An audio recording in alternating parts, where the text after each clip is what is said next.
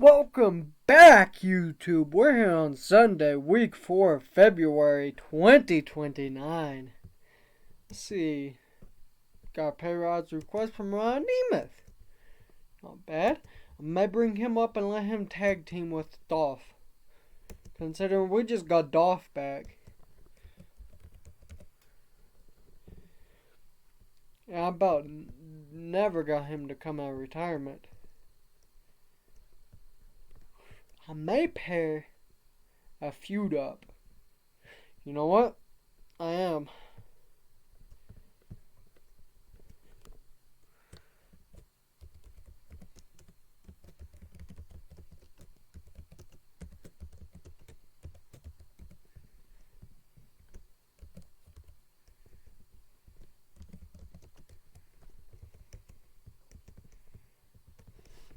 Nice. This is going to be a great feud. Because it's been a feud in WWE. And, well, they've both been very good wrestlers when they come in the ring to one another. And I guess Dolph. Both his heels. I would love to see Dolph Ziggler win the TNA World title.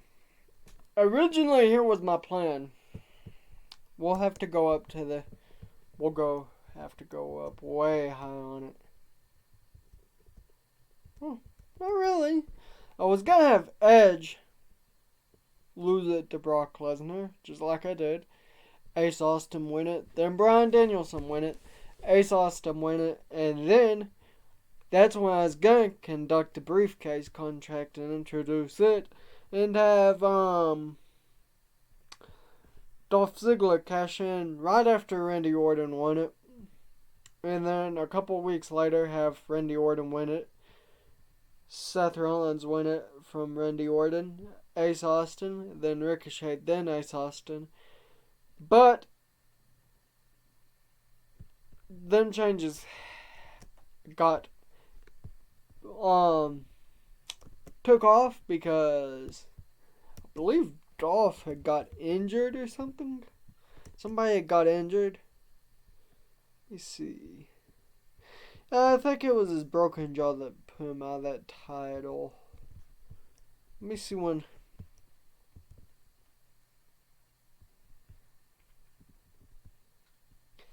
Yeah.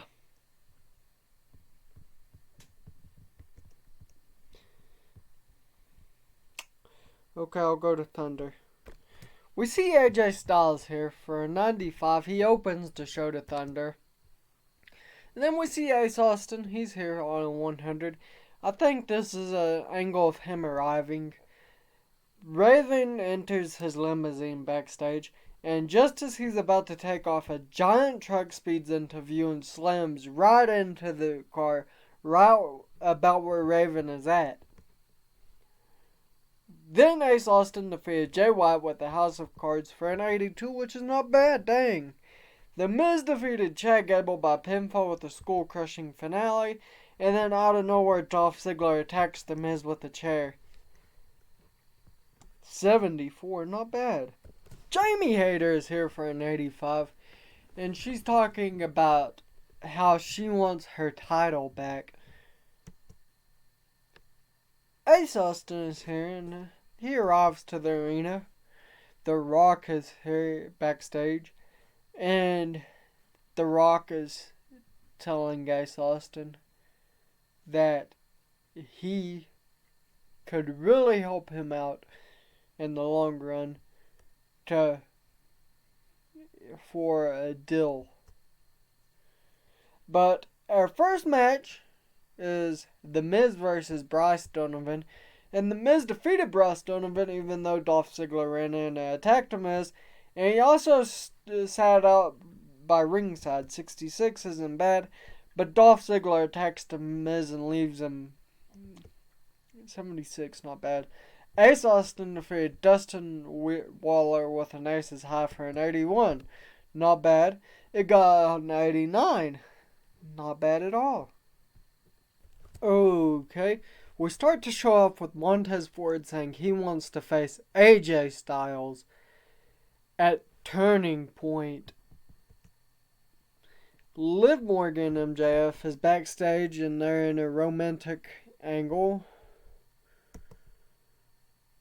We see The Rock and Jamie Hayter, and Jamie Hayter is still trying to get another title shot, and Ace Austin wishes AJ Styles luck at Turning Point.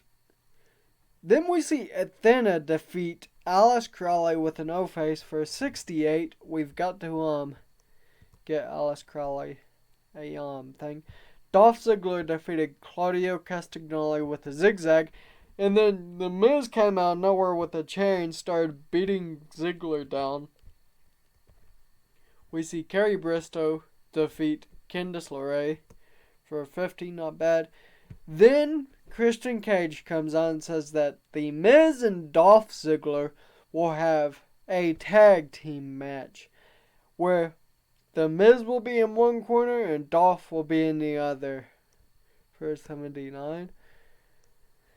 And so we get it. It's The Miz and AJ Styles versus Dolph Ziggler and MJF. MJF submitted AJ Styles and he gets a 69. And then The Miz and Dolph Ziggler start brawling to the back for a 65. But that's not our main event. Our main event gets a 75, and it's Ace Austin defeating Edge with the House of Cards for a 75. Not bad. 84. The show increased our popularity in 56 regions. Okay. Dang. Looks like everyone wants Bryan Danielson. I mean, really wants him.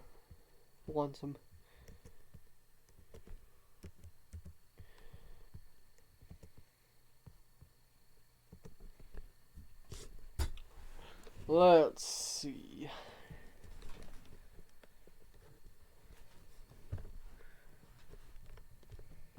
Probably seems like a good tag team.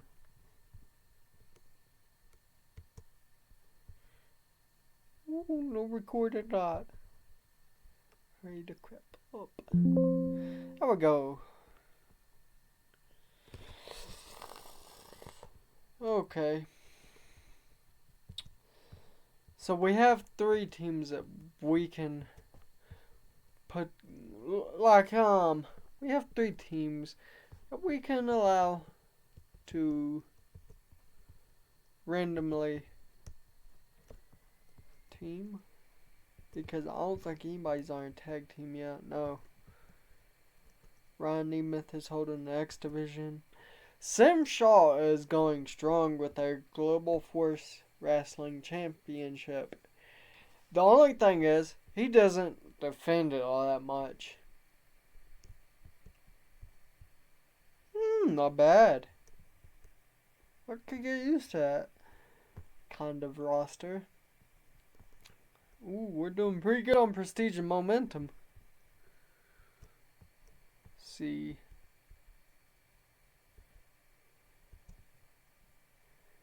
Okay, so we need Adam Page.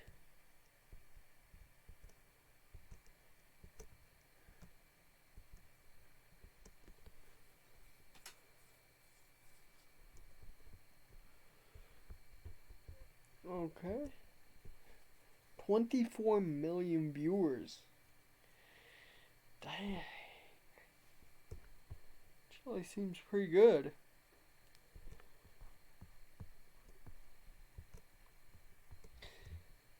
Imagine WWE. I mean, it wouldn't happen, but just imagine WWE actually did go in debt and we wound up buying them. Whoa! Second. Huh? Oh, we're first? We're first. There is no way we're actually first. How are we first? I mean, we're right behind them, but we can't be first.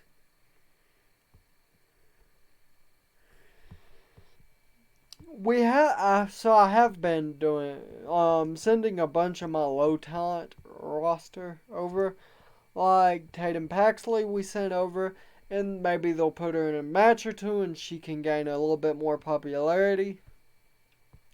Because her brawling's pretty good, so we could do her in a brawling match. Her technical is pretty good, and her psychology. I mean, if it was me, if I could have any of the roster, I would take and pull Wade Barrett out of retirement and get Nathan Frazier and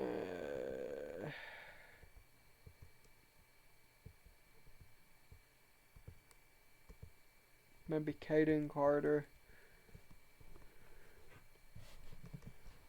A couple like that, and start kind of like the Nexus.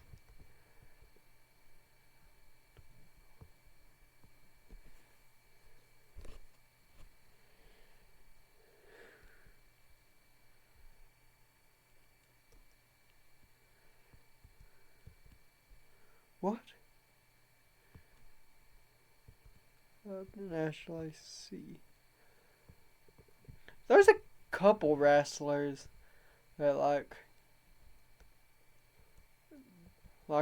I don't think it will ever actually retire. Like, here's an example. Right. Like, what's a good example?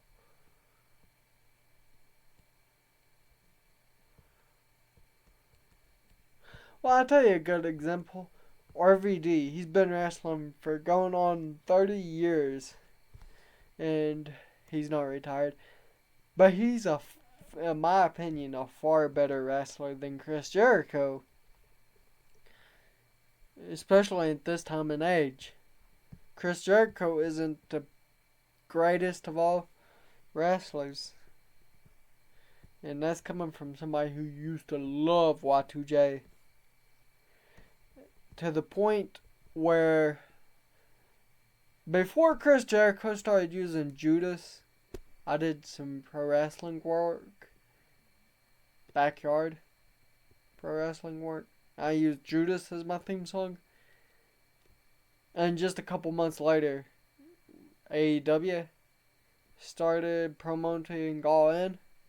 I think was their first event, if I'm not mistaken. Anyhow, he debuted there. And so I was like, dang, I can't use that theme song no more. But it was done on this channel, but a bunch of it got took down because you can't be doing a lot of music like that. And you also can't be doing some of the stuff that we was doing. Like, for example, we had some stuff that probably get took down as well. Like, well, we had logos up, and them logos got a bunch of it took down as well because of copyright in it.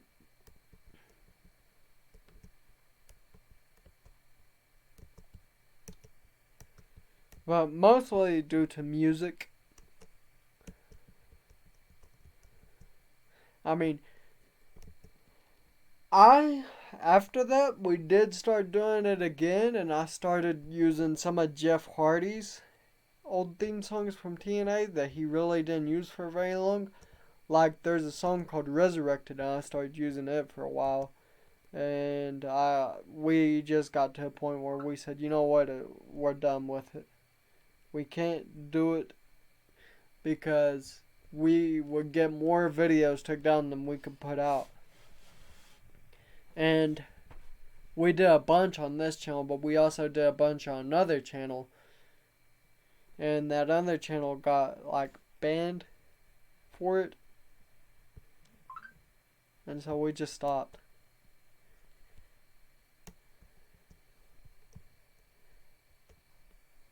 Let's go to Turning Point. Okay, so I made a huge mistake. I forgot some booking plans I'd made. And the booking plans I had made was Drew Galloway took the title off of AJ Styles. So AJ Styles and Montez Ford is still in a match. But we've got to find a match for Drew Galloway. Okay, we start the show off with Tatum Paxley versus AZM. And Tatum Paxley wins the IWGP Women's title for a 71. Not bad. Okay, we have another match tonight. It's the Beaver Boys versus Pac and Chris Sky. Pac and Chris Sky wins the tag team titles. Not bad. It gets a 57. And then they hold an angle that gets 61. And it's not bad either. They're putting over the fact that they just won the titles. Okay, Reverend Creed and QT Marshall is here for a 43. And then we see Pentagon the Third making a promo for a 26, not bad. MJF and Samoa Joe makes defense number 1 of the TNA World Tag Team titles for a 40, not bad. Drew Galloway makes defense number 1 of the TNA Grand title for a 63, that's not bad. Montez Ford defeated AJ Styles with the Frog Splash for a 69. And then The Miz beat Dolph Ziggler by DQ when Randy Orton ran in and attacked The Miz, making defense number 2. And then Randy Orton performs a promo while both people are out cold. He says he's the Viper, the Legend Killer, the Master of the RKO, the Master of the Punk Kick, the only third generation superstar that can and will be the greatest in TNA history. The only man that will still be standing as champion at the end of the night. We see the main event players versus Mysterio and Pentagon for 50. Not bad, but Bobby Lashley was off his game. And then Myra wins the TNA World Heavyweight title for a 66. And then Ace Austin defeated Sami Zayn with an Ace's High for a 75. It was terrible. Okay, we're here. Let's look at AEW. Okay. Yeah, okay. Everything looks good. It was terrible, I'll be honest.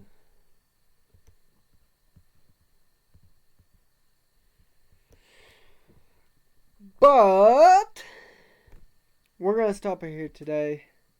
Don't forget to like, subscribe, share it with your friends, your family, but the most important, share it with your dog. And if you ain't got a dog, share it with your cat. If you ain't got a cat, share it with your fox, your wolf, your snake, your rabbit, your rat. Wherever you have, share it with it. Alright. That's it for today. Tune in next time.